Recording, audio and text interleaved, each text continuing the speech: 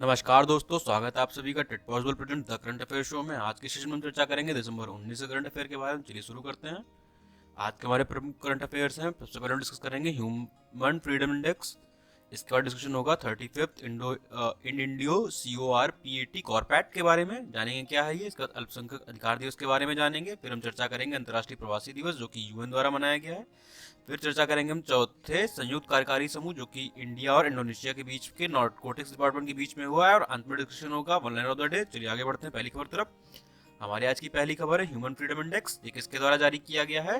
तो ये देखिए, इंस्टीट्यूट का नाम लिखा हुआ है काटो इंस्टीट्यूट और फ्रेजर इंस्टीट्यूट, इनके द्वारा जारी किया गया है। इसमें भारत को कौन सा स्थान मिला है? तो भारत को 111वां स्थान मिला है। और जबकि पिछले वर्ष भारत को 2019 की रैंक में 94वां स्थान मिला था, तो इसका मतलब 17 स्थान भारत नीचे गिरा है। मतलब भारत में ह्यूमन फ्रीडम कम हुई है इस दौरान। तो चलिए पहले और दूसरे तीसरे स्थान के बारे में जान लेते हैं। तो पहला स्थान न्यूजीलैंड को मिला है, दूसरा स्थान स्विट्जरलैंड को, तीसरा स्थान हांगकांग को मिला है इसमें। जबकि सीरिया जो कि युद्धरत कंट्री है, जहाँ पे आजकल युद्ध के हालात बने हुए हैं, वो अंतिम पायदान पे है, आखिरी पायदान पे है। तो इस वर्ष के सूचकांक में हमने कंपैरिजन किया 2 सालों का, किसका? 2008 और 2018 के आंकड़ों को तुलनात्मक तरीके से देखा और उस पर हमने ये आंकड़ा बनाया। चलिए आगे बढ़ते हैं। अगली खबर है हमारी 35वां इंडो CORPAT, मतलब 35वां इंडोनेशिया और इंडिया के बीच का कॉर्पोरेट सम्मेलन। एक तरीके से एक अभ्यास है। किसके बीच का? भारत और इंडोनेशिया के बीच का। इसका 35वां संस्करण अभी संपन्न हुआ 17 और 18 दिसंबर को। ये मेंशन है, देखिए यहाँ पे। कॉर्पैट का पूरा नाम है कोऑर्डिनेटेड पेट्रोल कॉर्पैट, ठीक है। तो हम ये जानेंगे किसके बीच हुआ। तो इंडिया और इंडोनेशिया के बीच में हुआ। कब हुआ? 17 और 18 दिसंबर को हुआ। तो यहाँ पे इंडोनेशिया इंपॉर्टेंट है, तो इंडोनेशिया के बारे में कुछ बातें जान लेते हैं।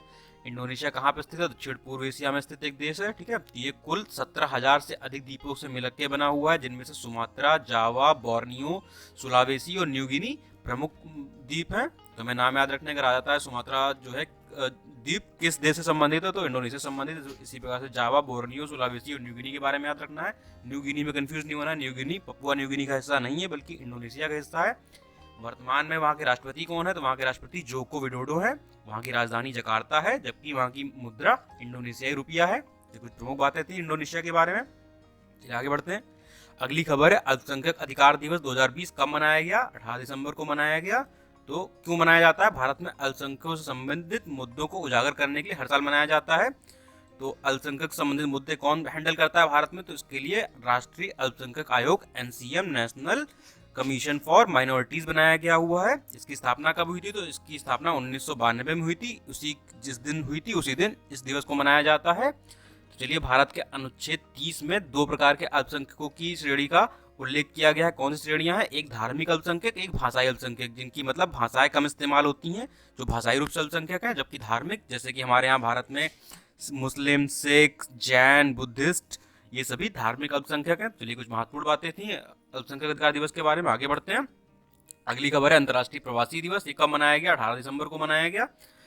तो क्यों बनाया जाता है? ये प्रवासियों के अधिकारों के बारे में जागरूकता बढ़ाने के लिए हर साल 18 दिसंबर को मनाया जाता है। ये कब से, इसकी घोषणा कब हुई थी? तो इसकी घोषणा हुई थी 1990 में संयुक्त राष्ट्र महासभा द्वारा सभी प्रवासी कामगारों के अधिकारों, उनके परिवारों के सदस्यों के संरक्षण पर अंतर्राष्ट्रीय कन्वेंशन अपनाने की वर्षगांठ के रूप में मनाया जाता है।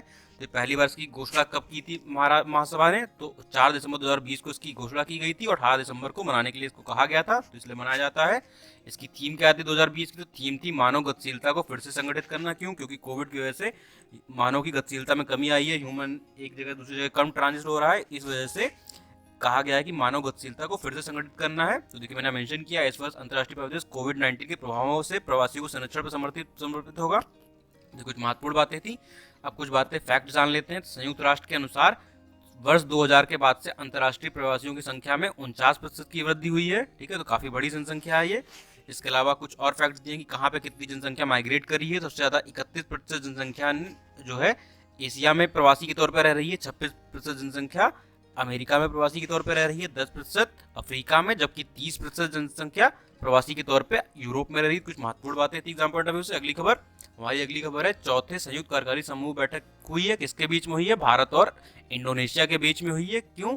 नारकोटिक्स को लेके, क्योंकि स्वर्ण त्रिकोण जो कि कहाँ पे पड़ता है, देखिए मैं मेंशन किया गोल्डन ट्रायंगल, ये दुनिया का सबसे बड़ा ड्रग उत्पादक क्षेत्र है, ये है म्यांमार, उत्तरी थाईलैंड, लाओस और वियतनाम के बीच में। यहाँ से अवैध तौर पे अफीम और पोस्ता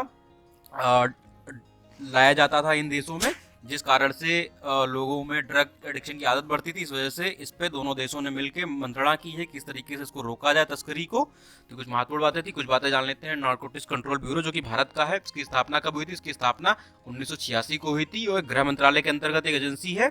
इसका कार्य क्या है कि अवैध मादक पदार्थों की तस्करी पर नजर रखना और अंतर्राष्ट्रीय अवैध दवा कानून के कार्यान्वयन के लिए जिम्मेदार है भारत में।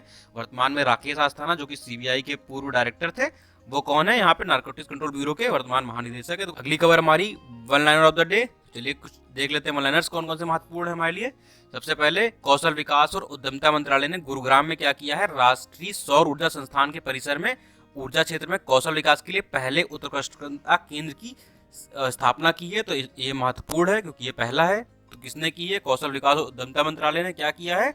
ऊर्जा क्षेत्र में कौशल विकास के लिए पहले उत्कृष्टता केंद्र की स्थापना की है, घोषणा की है।